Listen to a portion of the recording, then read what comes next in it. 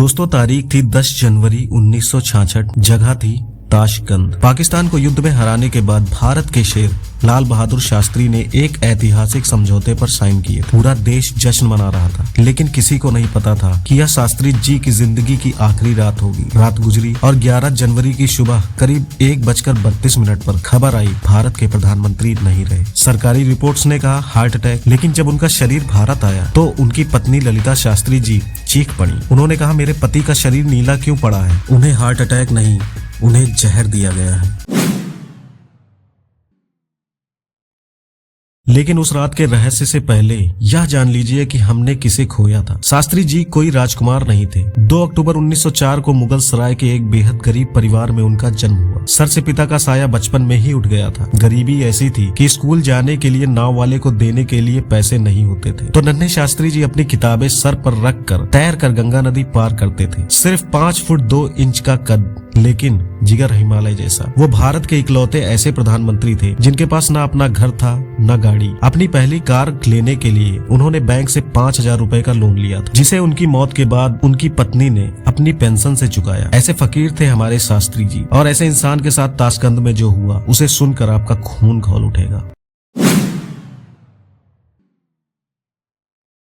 उस रात शास्त्री जी बिल्कुल स्वस्थ लग रहे थे। उन्होंने घर फोन किया, परिवार से बात की और कहा कि वो सोने जा रहे हैं। सोने से पहले उन्हें हमेशा की तरह दूध दिया गया। हैरानी की बात सुनिए, यह दूध उनके पुराने रसोइये रामनाथ ने नहीं, बल्कि वहाँ मौजूद एक कुक जान मोहम्मद ने बनाया था। दूध पीने के कुछ ही देर बाद शास्त्री जी छाती पकड़कर तड़पने लगे। वो अपने कमरे से बाहर आए और बस इतना बोल पाए, डॉक्टर डॉक्टर। चंद मिनटों में भारत का सबसे लाडला प्रधानमंत्री हमेशा के लिए शांत हो गया। लेकिन असली खेल तो उनकी मौत के बाद शुरू हुआ।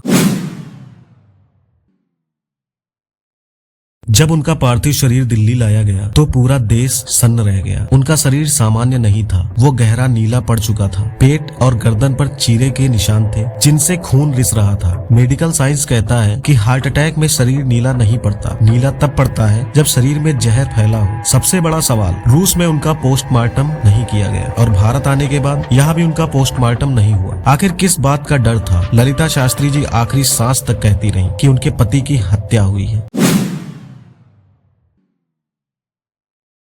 कहानी यहाँ खत्म नहीं होती। जब 1977 में इस राज से पर्दा उठाने के लिए जांच शुरू हुई तो 2 अहम गवाह थे। पहला शास्त्री जी के निजी डॉक्टर RN चुग और दूसरा उनका सेवक रामनाथ। कोर्ट में गवाही देने जाने से ठीक पहले एक रहस्यमय ट्रक ने डॉक्टर चुग की कार को टक्कर मार दी। उनकी और उनके परिवार की मौके पर ही मौत हो गई और सेवक रामनाथ, गवाही से पहले उसका भी एक्सीडेंट हुआ। उसकी याददाश्त चली गई और पैर टूट गए। सोचिए, क्या यह सिर्फ एक इत्तेफाक था या सबूत मिटाने की साजिश?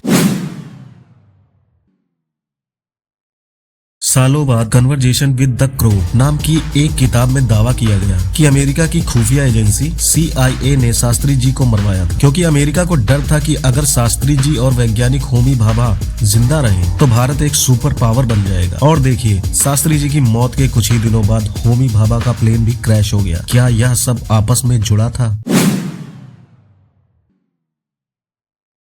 लाल बहादुर शास्त्री, जिन्होंने हमें जय जवान जय किसान का नारा दिया, वो आज भी हमारे दिलों में जिंदा है। उनकी मौत आज भी भारत के इतिहास का सबसे बड़ा अनसुलझा रहस्य है। आपका क्या मानना है? क्या यह हार्ट अटैक था या सोची समझी साजिश? कमेंट में जस्टिस फॉर शास्त्री जरूर लिखें। और अगर आप चाहते हैं कि मैं नेताजी सुभाष चंद्र बोस पर भी वीडियो बनाऊं तो चैनल को सब्सक्राइब करें। मैं हूं आपका दोस्त और आप देख रहे थे राठौर फाइल्स। जय हिंद।